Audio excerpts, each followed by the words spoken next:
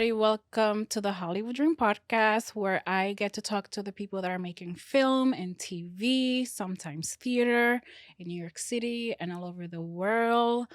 Today, I'm here with filmmaker Cinder Chou. She is a filmmaker from Brooklyn who had her first feature film Yep. premiered this summer at the Art of Brooklyn Film Festival, which is where we met. And she's one of the amazing filmmakers that I got to meet this summer. And she's here for the season finale of the very first season of the Hollywood Dream. Hi. Congratulations. Hello. Thank you. Thank you so much for being here. No problem. I'm honored to be here and here for your season finale. Yes. I wish I'd had some champagne, but we have water. We have this nice water. We have perfect hydration. I know. That's all we need in this really hot day. Yeah. How have you been doing with the strike? Have you been keeping busy or at least trying to? Yeah, I was working on the TV show Equalizer and then it pushed indefinitely. So that was my day job. In addition to being a filmmaker, I also work in accounting in film and TV. I used to work in production, but then I switched over. But yeah, I've just been kind of traveling, chilling, taking advantage of having this time. It's not great why we have time, but I know. we're kind of used to it working in the film and TV world, Yeah, like you have some high seasons and then there's times when you're not doing anything, which Yeah. sucks. Yeah, I mean, I've been in the industry for about 13 years now, so I've definitely, seen a lot. Seen when I started, it was around 2009, so it was a couple years after the last writer's strike Yeah. and after the recession. So there wasn't a lot of film and TV, so I've seen it grow exponentially, and then, we're shut down again. I know. Well, I hope you guys get everything you're asking for Thank you. and those greedy CEOs Right. don't get what they want. It's wild, yeah. It's like, who needs $30 million a year? Like, I mean, I would like to have it, but Well, they just are planning to go to Mars. yeah, So I get it. When you're taking it at that level, yeah, they're broke, exactly. Exactly. So tell me about Artist Unknown. What was the inspiration behind it? You wrote it and directed it, right? Wrote, directed, was the main producer. I had help with Carrie and Lauren doing additional producing. Yeah, so the idea came about during the pandemic. I was working on another project called Mrs. Softy, which was a feature film based on my summer driving an ice cream truck. What? Yeah. Yep, I did that one summer. Talking about odd jobs, right? Wait, not to cut you off. Sure. We'll go back to Artist Unknown, but were you Mr. Softy or what's the other one? Well, because I saw this thing where Mr. Softy and I guess they're rivals. Yeah, it's like New York Ice Cream Company or something. Yeah, like that. and apparently it's like the mob where some trucks are not allowed to be in some territories, Yeah. and if you do, like they'll fight and everything. I've heard of that. Luckily, I wasn't too involved. I mean, I did have a rivalry with Mr. Softy, but yeah, everyone wanted the Mr. Softy truck. I mean, I'm shouting myself out right now because I actually drove an Italian ice truck, which is a very Jersey thing, but for the purposes of the script, I changed it to Mrs. Softy. So Okay.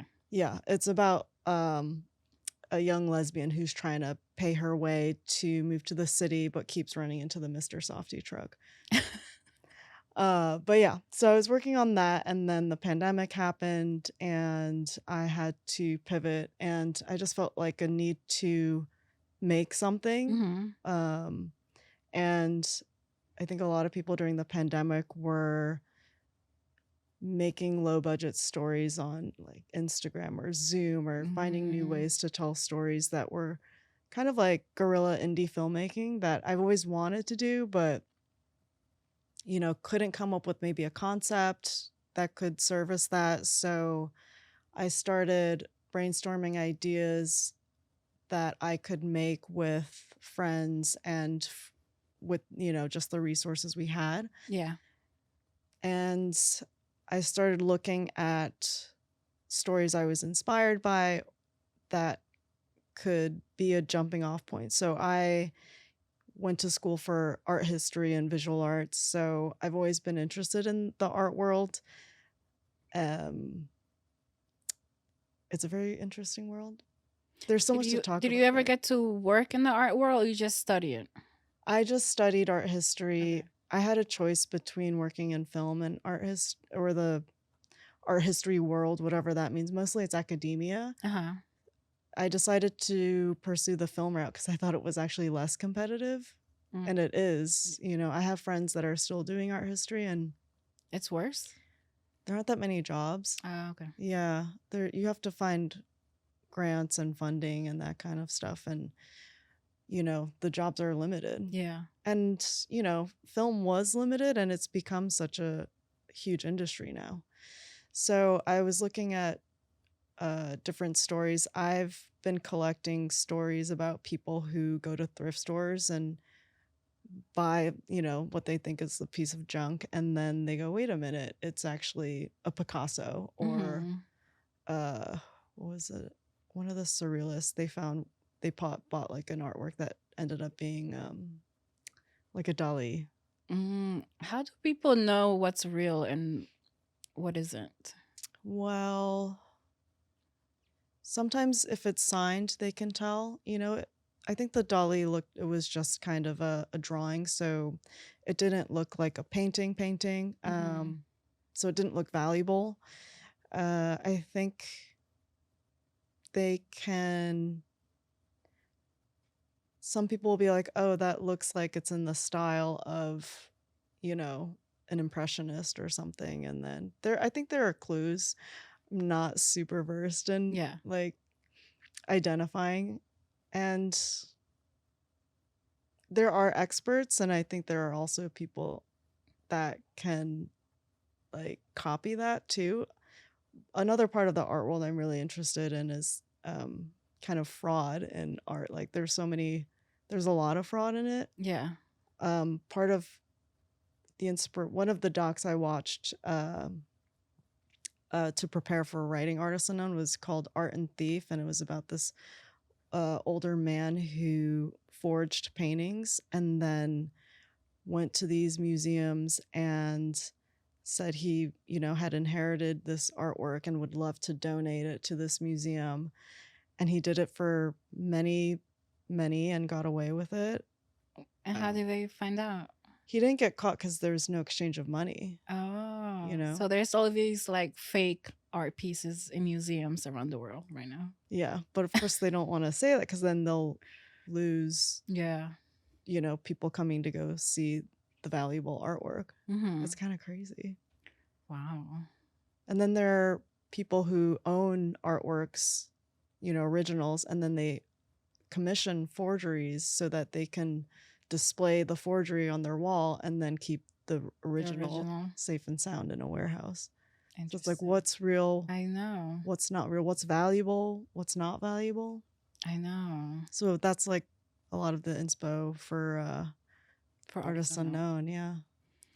And there's also a lot of fighting in artists unknown. Right. How was it directing like the fight scenes and choreography? You hire someone to like help you with it, or Well, so the first seed of the idea of Artist Unknown was the art part. And then the first scene that I envisioned was this woman buying a painting from a thrift store. And Mhm. then I thought it'd be interesting once she leaves if people try to steal it from her. And I had written the script with Carrie Lacey in mind, who Mhm. is a trained martial artist. So I kind of wrote the whole Okay. script around her skill. And I met her in film shop. She's, writer, actor, you know, now stunt woman, trained martial artist. So I knew I could kind of tap into her skills, you Yeah. know? And she's a really talented actor too. You know, I think a lot of action stars are either really good at action and Yeah. not so good at the acting, but she's kind of a two-hander in that way. So I leaned on her a lot for the action stuff because I never wanted to do action Yeah. because it's really hard. And I know I was gonna ask, is that like a genre that you would be interested in? when I have actual money, Yeah. but on a low budget level, it's just so difficult because every time there's so many in a fight scene, every single punch is a story beat, you know? So you have to do a lot of coverage to make it look really good, you know? When you actually watch action movies and break them down, there's so much coverage that you I have to know. do. I love the John Wick franchise. Mhm. And it's so crazy, like all the stuff that they Yeah. end up doing. Well, they kind of revolutionized Yeah. action movies too because they did the long take, you know? Mhm. So they worked with actors that could do their own stunts and trained, you know, had a lot of training time and rehearsal time so that they could pull off. But I think a lot of action movies before that were just like cut, cut, cut, cut. You can like feel all the cuts, you know? Yeah. But what's impressive about John Wick was that They did it all in one take. yeah. I know, he's so good. What's his name? Chad. No, I was thinking of Keanu. Oh, of course. Yeah, Keanu. I'm sure the stunt person is also great. Yeah, yeah. Well, the director was Keanu Reeves' stunt double Yeah. a long time ago. It turns out that like the best action directors are stunt performers, because that's the same thing with what is that one that just came out on Netflix with J-Lo? Hemsworth? Hemsworth. He's like something to it's not Expendable. I don't know. Extraction 2. It was Yeah. also a stunt performer who directed it. Oh, interesting. I mean, it makes sense. Yeah. I mean, I definitely don't have that background. Yeah. So I was. No, I was saying because it looks really good on like the fight scenes. Yeah. They came out really good. So I thought maybe you like hire a stunt person to teach you guys. I mean, you did technically with her. Oh, so yeah, to answer your question, Carrie and her friend Francesca, they did the choreography together. They train at the same MMA gym in Williamsburg. So they would kind of put it together and then show me. And then if I had any notes where, you know, we wanted to kind of emphasize maybe the stealing of the painting or something like that, I would give them notes here and there. But they did such a good job. I didn't really have any because they knew what the story was and how the fight needed to service that. Yeah. So they did a great job. And their big inspiration was like Jackie Chan stuff, you know? Yeah. Where it's like this guy who's just fumbling his way through a fight scene and he's using everything at his disposal to win the fight. So it's like it's choreographed, but it looks messy on purpose, you know? Okay. What were some of the challenges like working on your first feature film? This is your first feature, right? First, yeah. You've done a lot of other shorts. I saw on your website you've done a lot of shorts. Yeah. How was your experience moving from like short films to making now a feature film? Well, everything has been a surprise. Everything has been like a learning experience. I thought, oh yeah, feature is just like doing 5 short films, but it's such a bigger beast. And I started to realize that when we started just the pre-production stuff, in terms of scheduling, there's so much you have to think about in terms of wardrobe and hair and makeup continuity that it made me really respect assistant directors who have to kind of put all these puzzle pieces together of the story takes place here, but we're at this location, but she has to be in this outfit, but she has to have this bruise on her face. So, yeah, it was quite a challenge. I think because I have producing background too, or production experience as a coordinator, that definitely helped, but you can't do it alone. So, I brought on Lauren Lamel. We met on Facebook because I put out an ad that I needed a producer, Yeah. and she came on board and helped me put together the schedule. How are we going to do this? It ended up being a 15-day shoot. Okay. Um, but it was quite a challenge because we also filmed during the pandemic. Oh. So we had to keep our crew at a minimum. So we really only had 4 or 5 people on crew, and everyone was wearing multiple hats. I was ADing, scripting, directing, trying to keep track of continuity. And then Carrie was acting, doing this fight stuff and costumes. Like she put together the looks for everything. And we didn't have a production designer. So we would kind of, I guess the main sets that we needed to design were Juniper's apartment.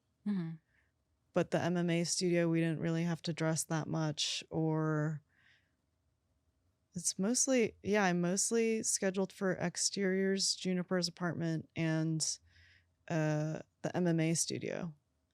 So I knew planning for feature locations are going to be the hardest. So if you can keep them to a minimum, that's the best.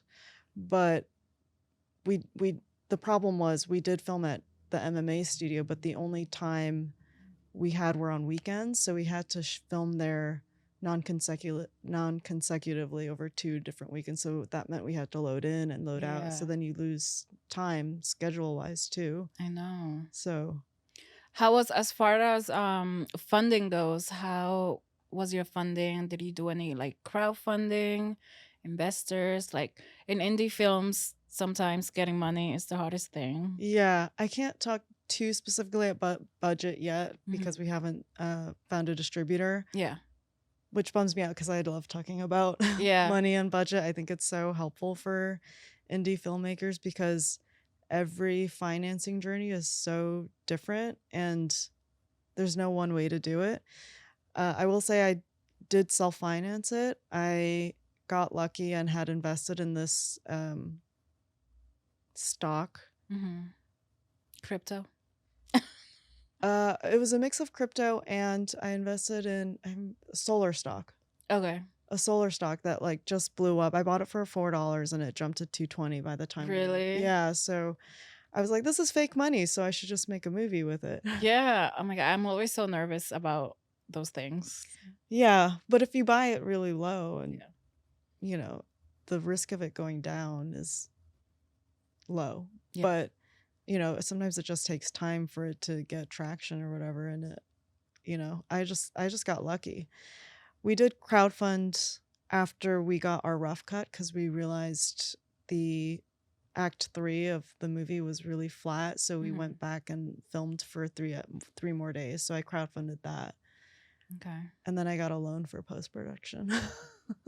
So the money stuff is like you kind of, you have to figure it out. Yeah.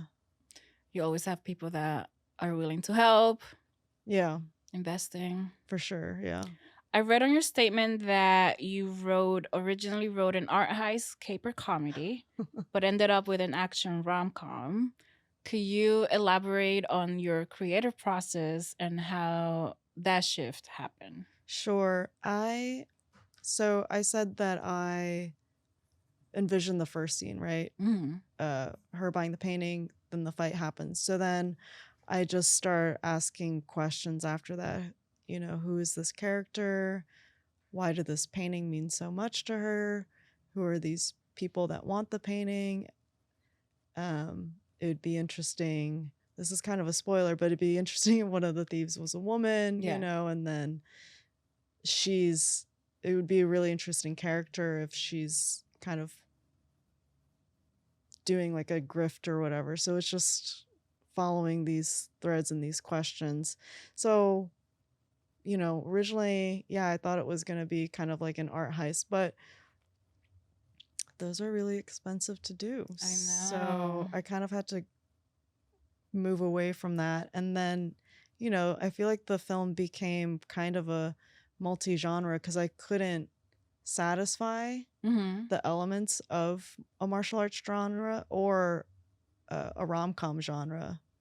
So it became kind of a mishmash of both of what we could do, you know, because Yeah. rom-coms usually have a lot of locations, a lot of dates, a lot of blah, blah, blah. So I didn't want to go down that path.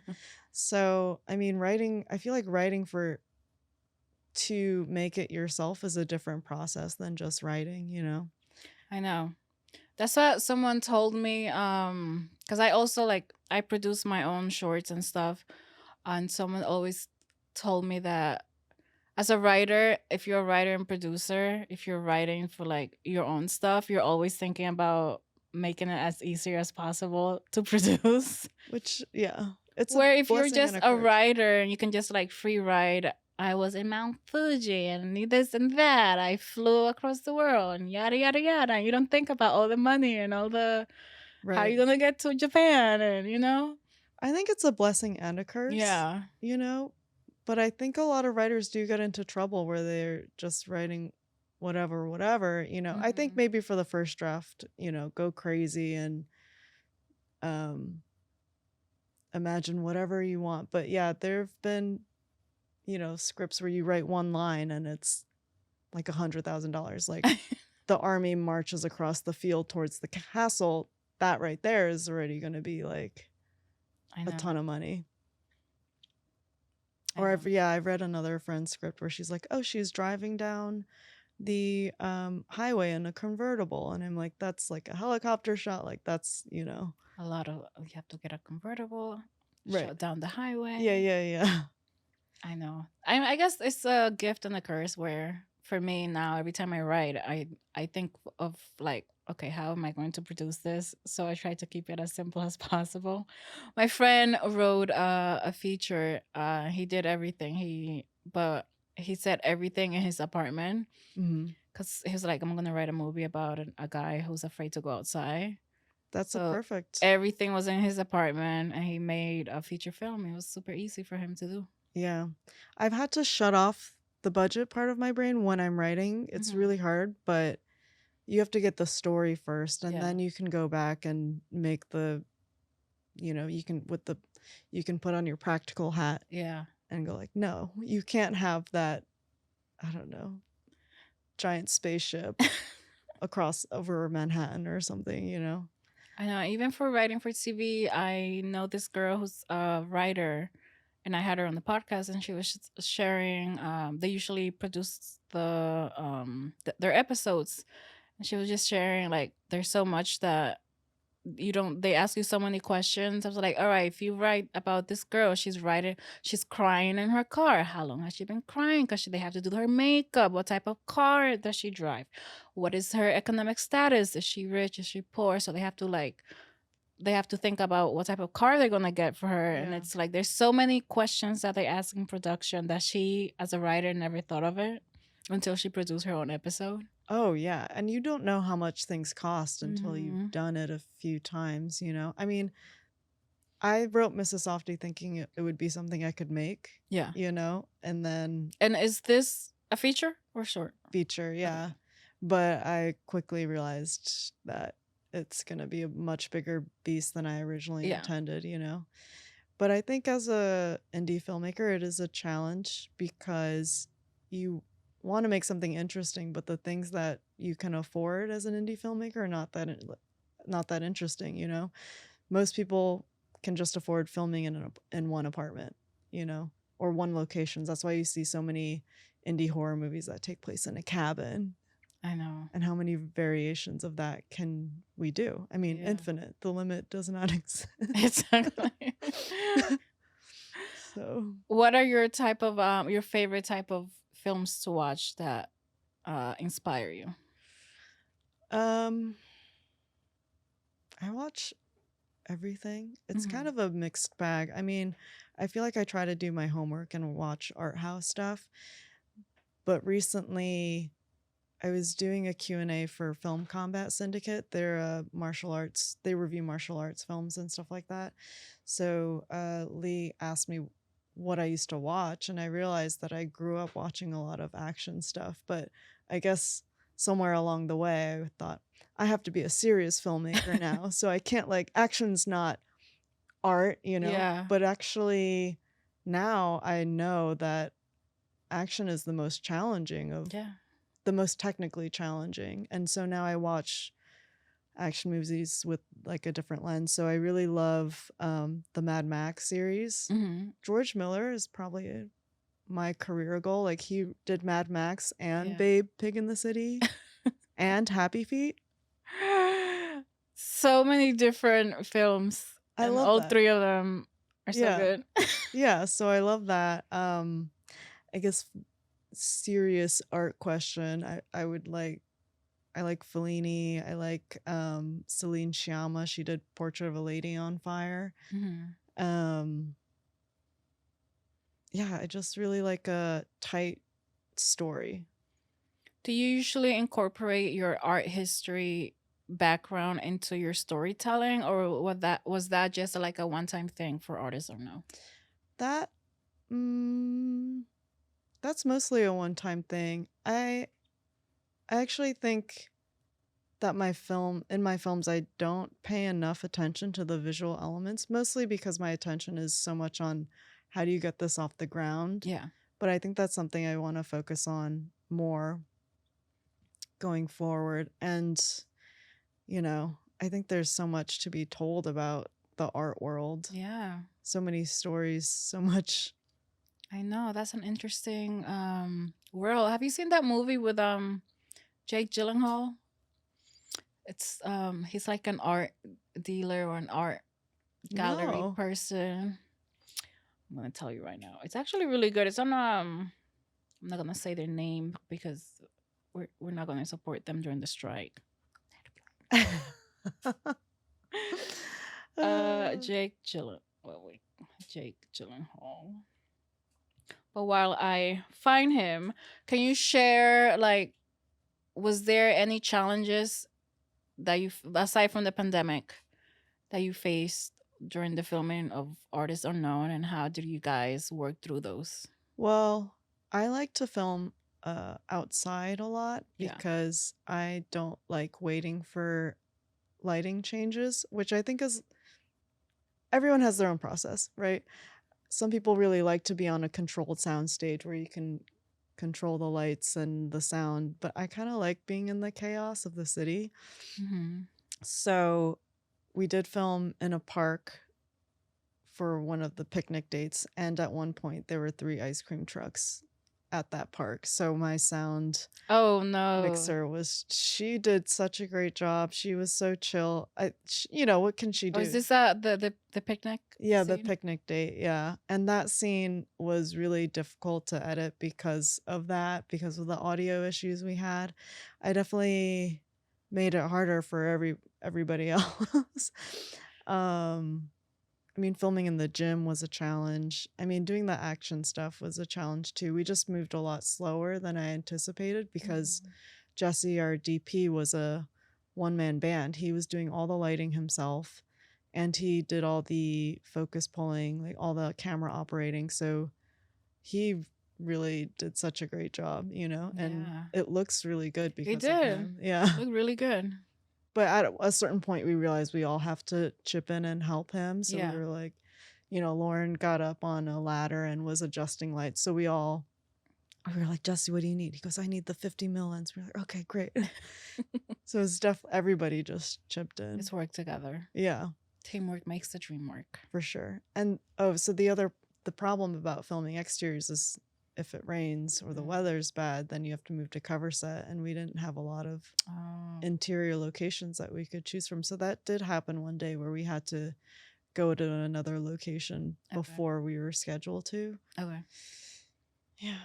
And how you mentioned you worked in production. How did you get your career started in production? You've been working for 13 years? Yeah, yeah. So I went to school in New York. I grew up in New Jersey and then went to Fordham, did visual arts and art history, and then I started interning on different projects while I was in school, different short films. I met um, my friend Stephanie Blackwood, who also helped out a lot on Artist Unknown. She got me my first job on a feature film called Afterlife, which was with Liam Neeson and Christina Mm. Ricci. So I interned on different things to, you never know where a connection's going to go. So Yeah. for people starting out, unfortunately it's just free labor and like Yeah. meeting as many people as possible. And if they like you, they'll hire you. So that's how I got my start. And I linked up with this crew, and then they hired me on different things. And then I started moving my way up in the production office, from office PA to secretary to APC to coordinator. Mm-hmm. It was either that or go to set, but set, it's like a 2-year process before you're actually making a livable wage. Like, people are PAs for at least 2 years before they get into the DGA, and that's your rate, like, I don't know, I want to say multiplies by 10, Wow. The DGA is like big money. But yeah, so I just started working my way up, and then worked on smaller indie projects, and then worked on bigger budget projects. Mm-hmm. So I think one of the first movies I worked on was like a $500,000 movie, and then I started working on like $1 million, $5 million, $10 million. Yeah, it's all But about like networking and yeah. just. I know. I wish I did that. I've moved here to like be an actress, and I went to a conservatory, Oh wow. and I was just like focused on acting, and I didn't want to do anything else. But now, like looking back, I wish I did more and working like as a PA and Yeah. production. I mean, I don't recommend. You do learn a lot Yeah. about how set runs and how the departments work together and communicate or don't, Mm-hmm. and the problems that creates and stuff Yeah. like that. I definitely learned a lot of what to do and what not to do. Mm. I've seen directors who yell at people and just seen the trickle down effect that has on Yeah. everybody, and how everybody's just in a state of like, they look like nervous. chickens with their head cut off. The whole set's just running. I know. I was in an. I did do. I was an extra on a TV show, and it was the worst experience I've ever had. It was such a toxic place. They were yelling at the extras. Yeah. And I was non-union, and then I got yelled at because that was my first time, and Yeah. I didn't know that that the crew ate first.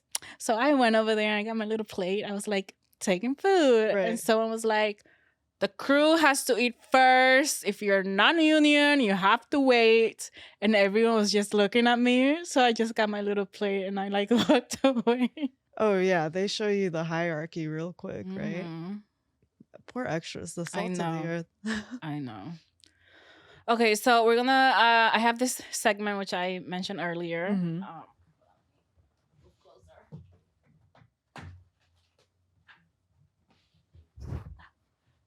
I've been doing this with everybody. Sure. Before I wrote it. I had a list of questions, but I got my designing skills and I made this. Oh wow. Wait, see, you can't zoom in on that, right? No. Okay, that's fine. So I got all these questions. Oh goodness, I'm nervous. So they're all just random questions Sure. about you. And you just have 2 minutes to answer as many as you can. Okay. And then, hold on, let me make sure I don't. Let me just take a. The number to beat is 23. Oh gosh. Okay. And that was David Bell. Of course. I mean, what a guy. So you have to beat him. Okay. I'm gonna beat him. Okay, ready? I will do my best. What's your favorite thing to do on the weekends? Sleep. Are you a morning person or a night person? Night. What's the most exciting thing you've ever done? Ooh. Gone to Antarctica. Ooh. Most unique place you've visited? Well, Antarctica. What's your favorite type of cuisine? ooh. Chinese food. What's your favorite movie of all times? Carol. What's your favorite type of music? Ooh, everything. But pop. What's your favorite hobby or pastime? I recently got into boxing, so yeah. What's one thing most people don't know about you?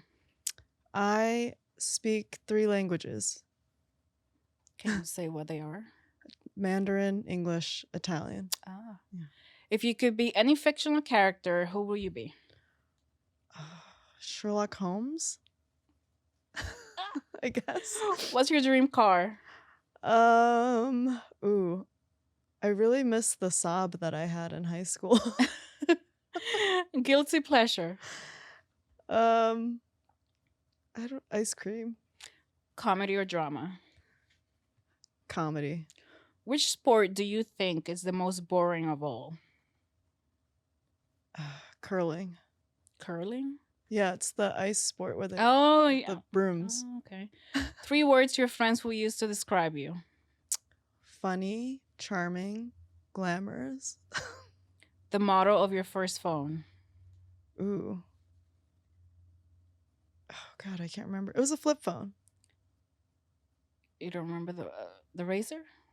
No, it wasn't that one. It was a flip phone. Okay, I'll give it to you. Yeah. Favorite reality TV show? I don't. Oof. I'll say Love on the Spectrum on Okay. Netflix. That one's cute. Ah, okay, there we go. How'd I Time. do? Let's see. 1, 2,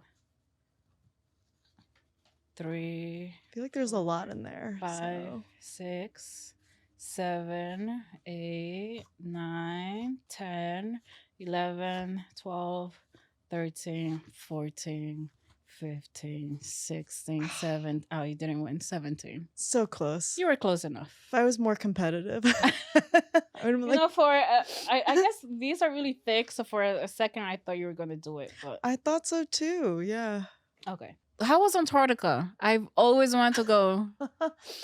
It was good. I went on a cruise with my parents for 14 days. We didn't disembark on Antarctica. Yeah. Those kind of cruises are super expensive. I think it's like 15,000 a person or something like I know. that. I was just talking to my friend. I was like, let's go to Antarctica next year. And then I started looking and it was like $20,000. The ones that go on land or just There were different ones. There was one, it ranged from like 9,000 to 20,000. yeah. So I was like, never mind. Well, I guess we got a cruise group deal. So we went with my friend's parents, and Mhm. there were just a bunch of Taiwanese people who got this deal, I think through Costco, on the celebrity cruise to go to Antarctica. But it was pretty amazing once we got down there. Yeah. Everyone was just so excited to see like penguins and whales. It's just such a different environment, you know? Like Yeah. everyone was like kids again. But going through the Drake Passage was pretty scary because that's the ocean between South America and Antarctica, and it's two oceans converging of like hot air and cold air, so the waves are crazy. Really? It's kind of scary actually, and I'm glad I didn't watch Triangle of Sadness before. I've never seen that movie, but people say it's really good. Do they crash? It takes place on a cruise, yeah, and yeah, they go through some really choppy water. I think it's a much smaller boat, but still. How was your boat? Because when I was doing my little research after I concluded that I can't afford it, right? They said they don't allow big cruise ships. You have to be like a specific smaller one. Oh yeah, I can't remember the capacity of the Celebrity Cruise, but yeah, they can't get super close to it, so we would just kind of, wandering, like just driving around. Go around, yeah. And we were at sea for 11 days out of 14 days, so it was a long time to be on a boat with your parents. I know. With no so you never got off those 14 days? 3 days. Yeah, one day was on the Falkland Islands. One day was Montevideo, and another day was like Puerto Madryn. Okay. Yeah. Now that Artists Unknown is done, you mentioned you're working on distribution, going to other festivals. Are there any other festivals lined up, or what are you guys doing right now? Yeah, we've gotten into 4 more. Oh, congratulations. I don't know if they've announced yet, but I'll name them and then we'll see if they've announced. But yeah, the next one is going to be at Broad Humor Film Festival in LA, Cool. and then the Iris Prize LGBT Film Festival in Cardiff, Wales. That Hmm. one's really exciting. And then there's the Artist Forum Festival of the Moving Image, and then our last one is Fort Lauderdale. Nice. We're still waiting to hear back from, I think, like 10 to 15. I think like 15. But yeah, it's a numbers. The festival thing is like, I I feel like it's know. a numbers game. I mean, I think there's definitely a strategy to it. People do hire film festival strategists, and maybe for the next one I will, Hmm. Are But you going to any of the ones you got in? yeah, I'm going to try to go to all of them. Okay. Might as well, Yeah. Everyone's really excited about Wales. Everyone, they're Are you like, gonna go? Oh yeah, you're gonna go. yeah, I'm going to go. That's And exciting. everyone's like, can I come? I go, yeah, It's sure. really exciting to go like overseas or like just outside of the US for a festival. Yeah, I I haven't done it yet. It's so nice. I went to when I did when I was doing the shorts, I got into a few festivals like outside of the US, and I went to Madrid, and that was so nice. And then London. That's cool. That's awesome. Yeah, it was cool. Did That's you go like the whole time or? No, I went towards the end. Yeah. I was like one of those people that was like, can you guys schedule my short like towards the end so I could go? Yeah, yeah, yeah. And they're really cool. That's cool. Yeah, Because so then they you can did. go for the parties and Yeah. stuff too. They had a really nice awards ceremony at the Mhm. end, which was nice because I got to dress up. Yeah. And Yeah. then you meet so many people from like everywhere. Like I met filmmakers from China, Mhm. from other places in Europe, the US, and LA. So it's a great way to like meet other filmmakers. Yeah, I'm excited to finally experience that. And I met so many great filmmakers at Art of Mhm. Brooklyn. Everyone was so nice, I know it's a nice like that's what I like about indie filmmaking. That it's a really cool like supportive community because we know what it takes to make a movie. Like Yeah. we all understand what we went through, so it's a nice supportive environment. Do you find that you watch movies through a different lens now? Yeah, yeah. Now that like that I made a few, I'm always like, I wonder how much that costs. I wonder if this. I wonder that. Does it ruin it? No, Yeah. it adds to it. It adds Yeah. to the experience. So you're like, this is crazy. I know. This crazy thing. I was like, who wrote this? How much money did this cost? Yeah, just like watching Mad Max and knowing that all of those are like practical stunts and stuff like Yeah. that is crazy. What was the other? Oh, Barbie, that whole set. They made Barbie World. It's like real. And that was I was so impressed by that. I haven't seen a behind the scenes, but I saw the driving thing and I had no idea that that's how they do it. I just assumed that they were on some green screen or something. No, it's all real. Yeah. Go it's on YouTube. They did, the place where they do the houses, AD, Architecture Digest. Oh. It's there. They did like a tour of the Barbie house and What? they built all the Barbie houses, the refrigerator, the car, the street, the whole world was real. That's crazy. I was so impressed. That's awesome. I know. But yeah, watching the behind the scenes stuff. Like I started watching the Mission Impossible movies now. I know. And I also recently got into the Fast and Furious franchise. That place is just But Mission Impossible is kind of special because a lot of the actors are doing their own stunts. Yeah, Tom too. Cruise. Yeah. He jumped off the cliff. So it makes the movie feel I kind know. of real in a way, even though some of the storyline's pretty hokey. But I know. The Mission Impossible. Have you seen the last Yeah. one? The whole train sequence. yeah. They crash a real train. I saw the behind the scenes. They crashed.